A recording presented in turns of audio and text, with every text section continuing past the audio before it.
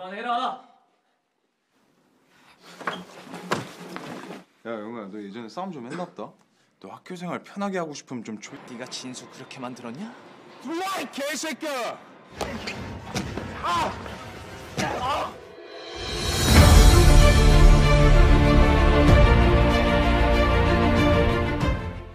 Assalamualaikum warahmatullahi wabarakatuh. Kembali dengan gue Opik di channel Refocus yang akan membahas alur cerita film Bully 1, cuy. Jadi film ini menceritakan tentang seorang murid pindahan yang mendapatkan perlakuan tidak mengenakan dari para reman sekolah di sana.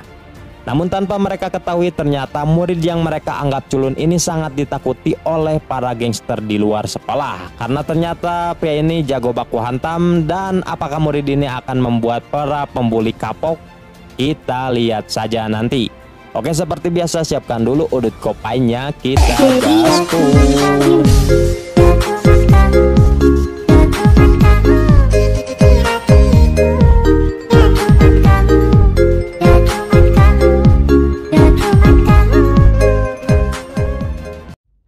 Film ini diawali dengan seorang pria bernama Park Yong Ho.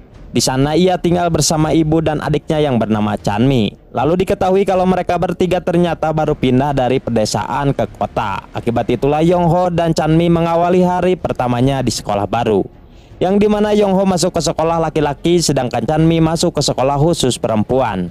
Kemudian di tempat lain kita akan diperlihatkan dengan seorang murid culun bernama Jinso yang sedang dipalak uang oleh reman sekolah di sana. Dan pemimpin tukang bulinya bernama Gitae. Lalu Jinso yang mengetahui itu tentu saja tidak mau memberikan uang jajannya kepada mereka. Namun Gitae and the gang tanpa basa-basi langsung merebutnya secara paksa. Bahkan mereka juga membuli Jinso di sana.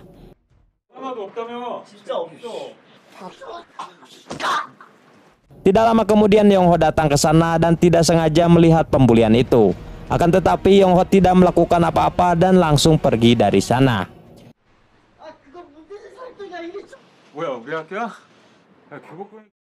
Kemudian Yong Ho mulai belajar di sekolah barunya. Dan ternyata ia sebangku dengan Jinso yang merupakan orang yang tadi dibully oleh Gitae. Singkat cerita, jam istirahat pun berbunyi. Lalu Gitae datang lagi dan langsung memperingati Jinso yang telah melaporkannya kepada guru BK. Mendengar itu Jinso pun langsung terdiam karena ia tidak merasa telah melaporkan Gitae kepada guru BK. Sedangkan Yong Ho yang merupakan teman sebangkunya tentu saja merasa risih kepada si Gitae itu. Di sana ia langsung menatap ke arah Gitae dengan tajam. Mengetahui itu tentu saja Gitae and the gang merasa kesal kepada Yong Ho yang terlihat seperti menantang mereka. Akibat itulah mereka pun langsung mengancam Yong Ho untuk tidak polontong jika tidak ingin mati di sekolah itu.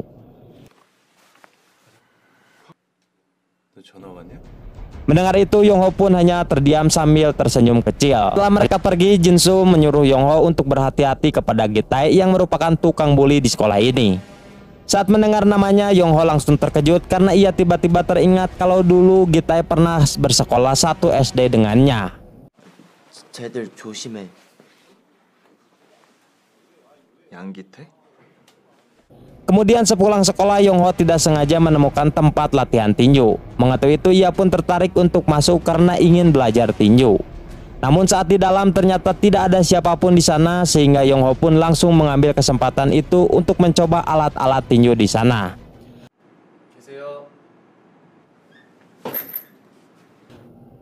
Namun tidak lama kemudian datanglah pemilik tinju itu dan ia bernama Asep. Di sana Pak Asep langsung memarahi Yong Ho karena telah menggunakan alat-alatnya. Akibat itulah Pak Asep pun menyuruhnya untuk mendaftar jika Yong Ho benar-benar ingin belajar tinju. Tanpa banyak pikir Yong Ho pun langsung mendaftar dan mulai berlatih dengan semangat dan serius.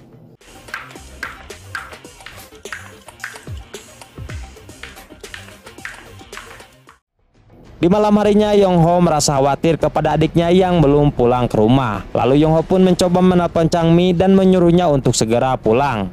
Namun Chanmi tidak mau karena ia masih ingin karaokean bersama pacarnya. Mendengar itu Yong Ho pun merasa kesal dan memutuskan untuk pergi menjemput Chanmi di tempat karaoke.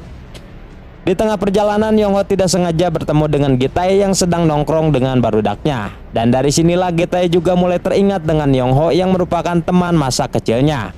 Menyadari itu Gitae pun langsung mengajaknya untuk ikut mabok bersama sambil mengenang masa kecil mereka. Bahkan ia juga menanyakan tentang kabar orang tua Yongho saat ini. Lalu Yongho pun menjawab kalau ayahnya sudah meninggal. Dan setelah mengatakan itu, ia pun langsung berpamitan untuk pergi dari sana. Singkat cerita, Yongho pun sampai dan melihat adiknya sedang bermesraan dengan pacarnya. Melihat itu, Yongho pun memanggil adiknya dan mengajaknya untuk pulang. Mendengar itu, Chanmi malah kesal kepada kakaknya karena dia yang merasa seperti dikekang oleh kakaknya itu. Keesokan harinya, Yongho mengajak Jinsu untuk datang ke rumahnya karena ia ingin belajar matematika dari Jinsu yang merupakan murid pintar. Ketika sedang belajar, Yongho merasa lapar dan mereka berdua memutuskan untuk masak mie sedap dulu. Lalu saat makan, Jinsu menanyakan mengapa Yongho ingin sekali belajar matematika dengannya. Yongho pun menjawab kalau semua itu merupakan keinginan ayahnya ketika masih hidup. Terlihat di sini juga kini Yongho dan Jinsu mulai akrab. Kemudian scene berganti kepada Gitai and the Gang yang sedang karaokean bersama pacar-pacar mereka. Namun tiba-tiba anak kelas 3 yang dipimpin oleh si botak bernama Opik datang ke sana dan langsung mengganggu mereka. Akan tetapi Gitai hanya pasrah karena ia tidak berani melawan kepada senior-seniornya itu. Berpindah lagi kepada Yongho yang sedang berlatih tinju. Di sana Yongho merasa iri kepada anggota lain yang sedang dilatih oleh Pak Asep secara langsung, sedangkan dirinya hanya berlatih sendiri.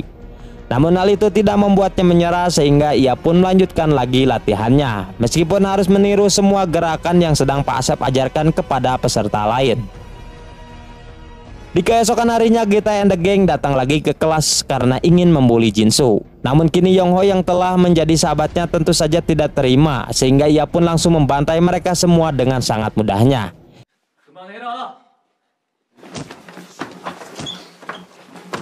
Gitai yang melihat itu tentu saja terkejut karena Yongho yang sangat jago baku hantam. Lalu Gitai memperingatkan Yongho agar tidak ikut campur dengannya jika tidak mau mati. 지렸다 씨발 영어 싸움 존나 잘한다. 격투기 좀 배웠어. 편하게 하고 싶으면 좀 조용히 짜져 있어 이 개새끼야. 그래 운동하니까 이 개새끼야. Setelah Gitai pergi, datanglah seorang murid bernama Sanghun yang langsung memuji Yongho karena telah membantai bardaknya Gitai dengan mudah. Akibat itulah Sanghun pun mengajaknya untuk berkenalan. Sedangkan Gitai and the Gang merasa malu dengan pembantaian tadi karena kini para murid mulai banyak yang berani melawannya. Lalu salah satu dari mereka mengusulkan kalau Gitai harus melakukan balas dendam kepada Yongho dengan cara mengeroyoknya. Tetapi Gitai hanya terdiam saja karena tidak mau bertindak ceroboh. 너네 둘 다? 응. 소문나고 쪽팔리니까. Ketika pulang sekolah, Sanghun memperkenalkan temannya yang bernama Haksu kepada Yongho. Terlihat Haksu juga merasa kagum dengan kekuatannya Yongho. Setelah itu mereka bertiga pun pergi ke warteg untuk makan siang bersama. Terlihat mereka bertiga juga sudah mulai dekat dan juga akrab. Diketahui kalau Sanghun dan Haksu juga sangat membenci Gitai yang suka membuli murid-murid lemah di sekolah. Singkat cerita, sepulang dari sana Yongho pun mengajak Sanghun dan Haksu pergi ke tempat latihannya. Di sana Yongho memberitahukan kalau sebenarnya dia masih merasa takut kepada Gitai karena saat SD dulu Gitai dikenal sangat kuat juga. Yongho merasa kalau kekuatannya yang sekarang masih belum cukup untuk mengalahkan Gitai. Mendengar itu, Sanghun memotivasinya agar Yongho bisa percaya diri untuk mengalahkan Gitai nanti. Mendengar motivasi itu, Yongho pun hanya termenung saja. Kemudian scene berpindah kepada Gitai and the Gang yang sedang dimarahi oleh Opik akibat setoran mereka yang menjadi turun. Lalu Gitai menjelaskan kalau dia sekarang sedang main aman karena ada salah satu murid yang telah melaporkannya kepada guru BK. Namun Opik yang mendengar itu tidak peduli dan ia pun langsung menghukum mereka di sana. 죄송합니다. 뭐 하냐 너? 잘 좀 하자. Malam harinya Yongho sedang dalam perjalanan ke kedai untuk menjemput ibunya. Namun saat sampai, Yongho terkejut saat melihat ibunya sedang digoda oleh bapak-bapak sangean. Melihat itu, Yongho pun sangat marah dan berniat ingin mengajarnya. Namun sayangnya ia mengurungkan niatnya itu karena teringat dengan janji kepada ibunya yang tidak akan baku hantam lagi. Hingga akhirnya Yongho pun memutuskan pergi ke tempat tinju dan melampiaskan amarahnya dengan tonjokan samsak di sana. Ketika pulang dari sana, Yongho pun tidak sengaja melihat pacarnya Gitai yang bernama Hyunjin sedang diganggu oleh kakak kelasnya yang bernama Wahid. Di sana terlihat si Wahid sedang sange kepada Hyunjin dan ia ingin mengajak Hyunjin untuk cecelap-watan. Namun Hyunjin menolaknya karena ia tidak suka kepada Wahid. Setelah itu Hyunjin pun menghampiri Yongho dan menanyakan mengapa ia tidak menolongnya. Mendengar itu Yongho pun hanya terdiam dan langsung pergi meninggalkannya karena ia tidak begitu kenal dengan Hyunjin. Di perjalanan pulang, Yongho tidak sengaja melihat adiknya yang sedang dibentak-bentak oleh pacarnya. Melihat itu, tanpa banyak bacot, ia pun langsung ngegajleng dan menghajar pacarnya Chanmi di sana. Tapi bukannya berterima kasih, Chanmi yang bucin malah balik marah kepada kakaknya itu karena telah menghajar pacarnya.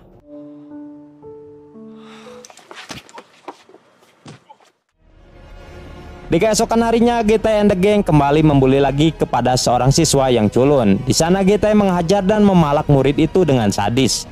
Karena ketakutan, siswa ini pun sampai nekat mencuri uang ibu dan memberikannya kepada Gitae. Sedangkan Yongho mengajak Sanghun dan Haksu untuk sebat santuy di luar. Di sini Yongho menceritakan keberaniannya yang telah menghajar pacar adiknya semalam. Yang ternyata pacar adiknya itu merupakan siswa dari sekolah Yongjin.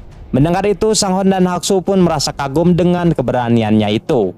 Kemudian ketika pulang sekolah, tiba-tiba Yongho ditemui lagi oleh Hyunjin. Di sana Hyunjin ingin mengajaknya kenalan dan menawarkan temannya untuk dijadikan pacarnya Yongho. Namun Yongho menolaknya karena Yongho yang tidak tertarik. Lalu mereka berdua tidak sengaja bertemu dengan Gitae and the Gang. Melihat itu, Gitae langsung memanggil Hyunjin karena ia merasa cemburu. Namun bukannya ingin menghajarnya, Gitae justru langsung mencipok Hyunjin untuk memperlihatkan kepada Yongho kalau Hyunjin adalah pacarnya. Namun Yongho yang melihat itu merasa tidak peduli dan memutuskan untuk pergi dari sana. Sedangkan Hyunjin terlihat sangat marah kepada Gitae karena terlalu posesif kepadanya. Keesokan harinya di sekolah terlihat Gitae sedang menyetor uang pajagannya itu kepada Opik yang merupakan bosnya. Sedangkan Yongho yang sedang di perjalanan pulang ke rumah, tiba-tiba ia diserang oleh anak-anak dari SMA Yongjin yang ingin balas dendam kepadanya. Lalu terjadilah pertarungan solo versus squad di sana. Di tengah-tengah baku hantam, Yongho mulai kewalahan karena kalah jumlah. Namun untungnya Sanghun dan Haksu datang untuk menolong Yongho di sana. Hingga akhirnya mereka bertiga pun berhasil mengalahkan anak-anak SMA Yongjin itu. Dan akibat kejadian tadi membuat Yongho langsung berlatih tinju lagi. Dan hal itu ia lakukan agar dirinya menjadi lebih kuat. Keesokan harinya Yongho dan ketiga sahabatnya pergi ke Indomaret untuk jajan bersama. Namun tiba-tiba Gitae and the Gang datang dan langsung menghampiri mereka di sana. Lalu Gitae meluapkan kekesalannya kepada mereka sambil mengatakan kalau ia tidak suka kepada Yongho yang selalu menghalanginya untuk membuli murid. Mendengar itu, Sanghun tidak terima dan berusaha melawan Gitae. Tapi sayangnya Sanghun masih lemah dan Gitae memarahi Sanghun. Melihat itu tentu saja amarah Yongho tidak tertahan lagi dan berniat ingin mengajar Gitae yang songong itu. Namun sayangnya Yongho mengurungkan niatnya itu karena ia tidak mau menghajar Gitae di tempat umum. Ketika di warteg, Sanghun mengajak Haksu dan Jitsu untuk melakukan penyerangan kepada Gitae. Namun Yongho menolaknya karena ia sudah berjanji kepada ibunya untuk tidak melakukan masalah lagi. Ketika di perjalanan pulang, Yongho tidak sengaja bertemu lagi dengan Hyunjin yang ingin mengajaknya untuk makan malam bersama. Bahkan setelah selesai makan, Hyunjin langsung mencium Yongho karena dia mulai menyukainya. Namun Yongho hanya terdiam saja dan malah berpikir kalau Hyunjin sedang memanfaatkannya saja. Lalu Yongho pergi ke kedai ibunya karena ia ingin menjemput ibunya itu. Namun seperti biasa, dia melihat ibunya sedang diganggu lagi oleh om-om. Tapi kini Yongho mulai tidak bisa menahan amarahnya lagi. Dan saat om-om itu akan pulang, Yongho langsung mencegatnya di luar dan menghajarnya di sana hingga babak belur. Di keesokan harinya, Sanghun nekat mendatangi dan menantang Gitae untuk baku hantam. Lalu Gitae pun setuju, tapi tiba-tiba dia ditelepon oleh Hyunjin yang memintanya untuk putus. Mendengar itu tentu saja Gitae galau dan langsung melampiaskan kegalauannya itu kepada Sanghun. Lalu dia pun mengajar Sanghun dan mengeroyoknya di sana. Hingga akhirnya Sanghun dan Haksu pun babak belur.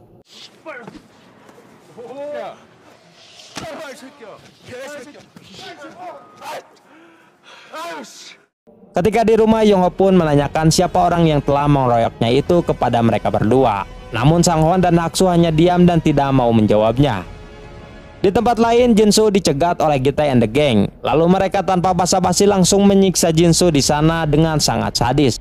Bahkan pengeroyokan itu membuat Jinsu harus dirawat di rumah sakit. Mengerti itu, Yongho pun pergi ke rumah sakit karena ingin menjenguk sahabat baiknya itu.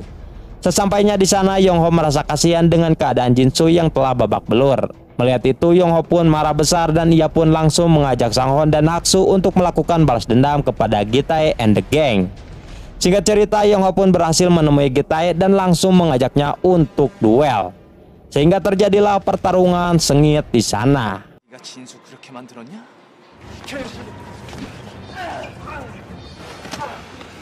Terlihat dalam pertarungan itu, Yong Ho sangatlah kuat dan berhasil membuat Gitae kewalahan.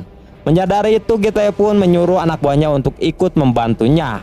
Namun hal itu tidak membuat Yong Ho ketakutan, bahkan ia juga ternyata bisa mengalahkan mereka semua dengan sangat mudahnya. Bahkan Yong Ho mengajar Gitae terus-terusan sampai tepar, mantap sekali.